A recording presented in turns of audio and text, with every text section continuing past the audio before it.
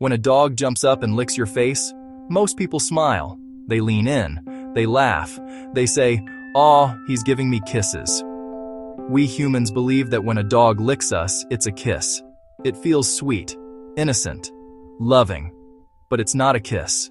And once you understand what it actually is, you may never look at it the same way again. Because when your dog licks your face, something very different might be happening beneath the surface. Something instinctive, something psychological, and sometimes, something you're completely misreading. This isn't just about dogs, it's about us. It's about why we need it to be a kiss. When a dog jumps up and licks your face, most people smile. They lean in, they laugh, they say, "Aw, he's giving me kisses." But dogs are not trying to imitate human romance. They are communicating, and communication without shared language is where projection begins. Here's the uncomfortable truth. We don't just observe our dogs, we translate them. And we translate them into something that makes sense in human terms. A lick becomes a kiss, excitement becomes love, appeasement becomes affection. But what if the behavior you think means "I love you" sometimes actually means "please calm down"? What if it sometimes means "I'm overstimulated"? Or even, "I'm trying to reduce tension"? Dogs lick for many reasons: instinct, information, emotional regulation, social hierarchy, habit, reinforcement. Very rarely do they lick because they're trying to symbolically express love the way humans do. That meaning is ours. And that's where the psychology gets interesting, because humans are wired to interpret physical touch as affection. When something touches our face in a gentle context, our brain releases bonding chemicals. We feel warmth, we feel connection, we feel chosen. So when your dog's tongue hits your cheek, your brain immediately categorizes it as intimacy. But your dog's brain is not categorizing it the same way. Licking starts early in a dog's life. Puppies lick their mother's mouth to stimulate regurgitation of food. It's a survival behavior, practical, instinctive, functional. Later, licking becomes part of social signaling. Dogs lick other dogs to show deference, to diffuse tension, to gather scent information, to self-soothe when aroused or uncertain. It's communication, but it's not symbolic romance. And this difference matters, because when we mislabel behavior, we respond incorrectly. And when we respond incorrectly, we shape the relationship in ways we don't realize. If you consistently reward face licking with excitement, high energy, and intense engagement, you may be reinforcing arousal, not calm connection. If a dog is licking rapidly while lowering posture slightly, that can be appeasement. A peacekeeping gesture, a way of saying, "I'm not a threat." But when we interpret appeasement as affection, we may unintentionally ignore subtle stress signals. That doesn't mean licking is bad, it means it's more complex than we think. The real question isn't, do dogs kiss? The real question is, why do we need them to? Why does it feel so comforting to frame that moment as a human-style expression of love? Part of it is projection. Anthropomorphism, attributing human emotion and intention to animals. It's natural. It helps us bond. It increases empathy. But it can also distort understanding.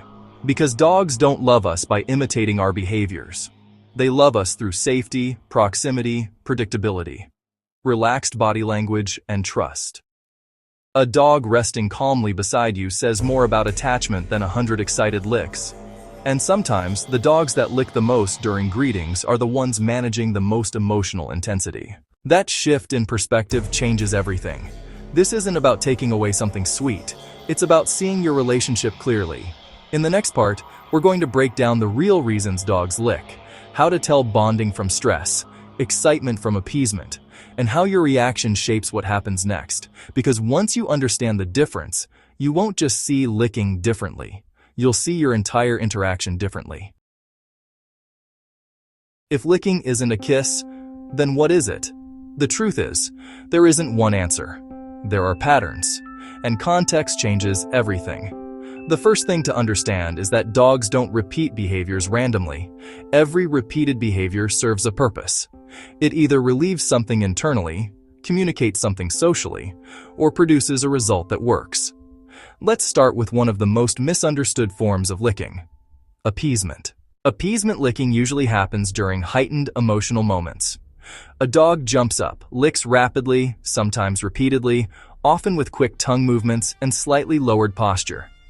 The body may look wiggly, but the movements are fast and slightly tense. This isn't calm affection, it's social tension management. In dog communication, licking can function as a way to say, "I'm not a threat." Puppies do this toward adult dogs. Lower-ranking dogs do this toward more assertive ones. It's a peacekeeping gesture. Now think about a typical greeting scene. You come home after being gone. Your dog explodes with energy, jumping, whining, licking your face intensely. Most people interpret this as overwhelming love, but what's actually happening is a surge of arousal, excitement mixed with uncertainty. The dog is regulating the emotional spike through physical behavior. Licking in this moment can be an attempt to calm the interaction down, but when we respond by squealing, bending over, and amplifying the excitement, we reinforce the arousal loop. The dog learns that high intensity gets high intensity back. Over time, this shapes the pattern of your reunions. Then there's information-seeking licking. Dogs experience the world primarily through scent. Your skin carries salt, hormones, stress signals, and environmental traces. When your dog licks your hands or face, he may simply be investigating, gathering chemical information. It's not emotional in the way we interpret it. It's sensory. Some dogs lick more when their owner is stressed. Not because they're offering a symbolic kiss, but because stress changes your scent profile. Cortisol shifts your body chemistry. Your dog can detect that. Licking becomes a way to process what's different. Then there's self-soothing licking. You may notice this when a dog licks persistently during overwhelming situations. Vet visits, loud environments, high stimulation. The licking can become repetitive and rhythmic. This is not bonding, it's regulation. Just like some humans bite their nails or fidget when anxious, some dogs lick. And here's where relationship psychology becomes critical. If a dog uses licking as self-soothing, and we interpret it as affection, we may unintentionally encourage the dog to use licking as a primary coping strategy. Instead of helping them lower arousal through calm presence, we reinforce the behavior because it feels sweet. Sometimes the behavior we cherish is actually a stress response. Now let's talk about affiliative licking, because not all licking is tension-based. Dogs who are relaxed, stable, and securely attached may lick gently in calm contexts. The body is loose. Movements are slow. There's no frantic energy. This type of licking is part of social bonding. It can be similar to grooming behaviors in other species: close contact, shared space, mutual comfort. But even here, it is not a kiss in the human sense. It's closeness in dog language. The difference between stress licking and affiliative licking is intensity. Stress licking is fast, repetitive, often paired with high arousal or tension in the body. Affiliative licking is slower, softer, and happens in already calm environments. Most owners don't differentiate. They only register the action, not the context. And context is everything. Here's a simple test. After your dog licks you, what happens next? Does he settle down, relax, and lie beside you? Or does he escalate, jump more, paw, and remain overstimulated? Behavior reveals intention. Licking that increases arousal is rarely about calm bonding. Licking that occurs within calm energy and then dissolves back into calm is more likely relational. But even then, the core insight remains the same. The meaning is not kiss. The meaning is communication. And communication becomes distorted when we overlay it with fantasy. This is not about stripping emotion from your relationship. It's about understanding emotional dynamics more accurately. When we misinterpret behavior, we respond emotionally instead of intentionally. And when we respond emotionally, we reinforce patterns we may not want. For example, if your dog licks your face during every greeting and you respond with intense excitement, you may be strengthening a cycle of hyper-arousal. Later, you might complain that your dog is too much when you come home. But the pattern was built through mutual escalation. Dogs don't operate in symbols. They operate in feedback loops. You respond, they adjust. You respond again. The loop stabilizes. That loop becomes your relationship dynamic. If licking consistently produces attention, stimulation, laughter, and touch, licking becomes a reliable strategy. But if calm behavior produces quiet affection and stability, calm becomes the strategy. Your reactions are shaping the emotional tone of your bond more than you realize. And here's the deeper layer. Many people feel slightly rejected if their dog doesn't lick them. We rarely admit it, but the absence of licking can feel like the absence of affection. That emotional dependency reveals something important. It shows how strongly we've linked licking to love in our own minds. But secure attachment doesn't require constant physical signals. It requires predictability and trust. Some of the most secure dogs don't lick excessively. They greet calmly. They stay close without frantic energy. Their attachment is expressed through stability, not stimulation. And that may be harder for us to recognize as love because it feels quieter. The loud gestures feel more rewarding. But quiet attachment is often stronger. In the final part, we're going to look at what healthy attachment between a dog and owner actually looks like. Not in fantasy terms, but in behavioral patterns you can observe. We'll also explore when licking becomes problematic and how to shift the dynamic without damaging the bond. Because understanding the difference isn't about pushing your dog away. It's about building something deeper than a misinterpreted gesture. If licking isn't the clearest sign of love, then what is? Healthy attachment between a dog and an owner doesn't look dramatic or explosive, and it doesn't demand constant physical reassurance. It looks calm. A securely attached dog does not need to constantly stimulate interaction through intense licking, jumping, or escalating energy in order to feel connected. He can enter a room, make soft eye contact, and settle near you without urgency. His body is loose, his breathing steady, and there is no tension driving the interaction. That calm proximity is attachment. Many people overlook this because it doesn't feel as emotionally charged as licking. It doesn't create the same immediate dopamine hit.